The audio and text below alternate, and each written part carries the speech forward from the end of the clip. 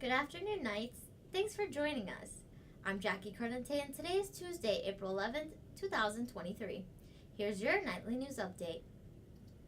2023 has just started, but many economic forecasters are saying a recession is inbound. To get a better understanding of this, we have reporter Raymond Collado on the case. From the start of this year, 2 banks have gone bankrupt, and 186 are failing. This is causing many to be worried about a recession coming in the near future.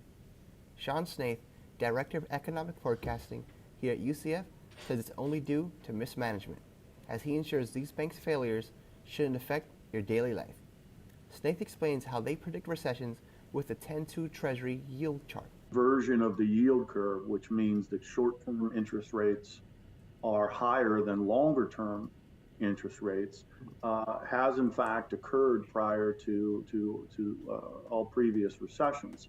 With a recession just about assured for late 2023, many students may start to feel the pressures that come with one.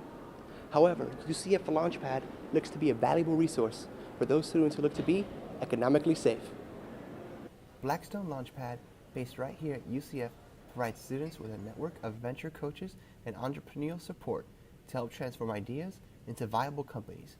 Students like senior Jason Rosemy believes creating your own job is the way, as being your own boss is not only liberating, but will protect you when things get tough. Having skills that people need is going to always be around just because it's needed, so a recession can't affect that. Launchpad offers up to 12 different counselors available to any student that may have any questions, free of charge, only requiring students to make reservations.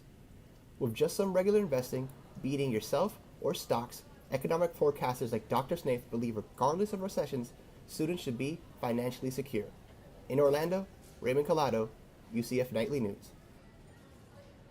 Although a recession is coming, economic forecasters like Dr. Snaith say it won't be as bad as you think, and fortunately, the impact on Floridians won't be anything like 2008 or 2020. Last week, Senate Bill 300, which deals with abortion, passed the Senate and is now heading to the House. Nightly News reporter Kayla Lewis dives deeper into how this bill can affect women. As a young college woman, this makes me obviously scared, worried, but also pretty angry. For women like Safi, fear is a common denominator as Senate Bill 300 heads to the House for a vote. This bill would shrink the window of time to get an abortion from 15 weeks to 6 weeks. And if a medical provider performs an abortion after this time period, they can be charged with a third-degree felony. We've already seen instances where medical providers are refusing to provide medical care at all to pregnant people just out of fear of the severe consequences that these bills are imposing on medical providers. There is an exception written into this bill which allows termination of pregnancy to save a woman's life. If the bill passes the House and gets a signature of Governor Ron DeSantis, places like the Planned Parenthood right behind me will have to refuse care to women who are over 6 weeks of pregnancy.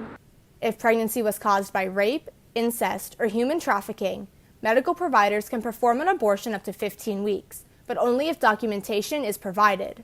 Planned Parenthood Youth Organizing Coordinator Taylor Aguilera feels as if this span is more than a limitation. We know that 2 out of 3 victims do not report their sexual assault. So again, this really is more than just a 6-week ban. It's a near total abortion ban.